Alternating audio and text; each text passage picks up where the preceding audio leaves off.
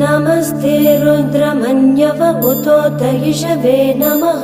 नमस्ते अस्तु धन्वने बाहुभ्यामुत ते नमः। यातयिषु शिवतमा शिवं बभूव ते धनुः। शिवा शरव्या यातवतया नो रुद्रमृडय।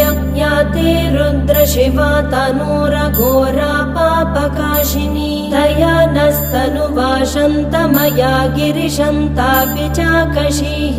यामिषुं गिरिशन्तहस्ते बिभर्ष्यस्तवे। शिवां गिरित्रतां कुरु माहि गुंसि पुरुषं जगत्।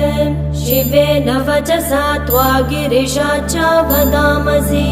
यथा न सर्वविज्जगदयक्ष्मगुं सुमना असत्। अद्य वोचदधिवक्ता प्रथमो दैव्योऽभिषक्। अहिगश्च सर्वाजम्बयन् सर्वाश्च यातु धान्यः। असौ यस्ताम्रो अरुण उदबभ्रुः सुमङ्गलः।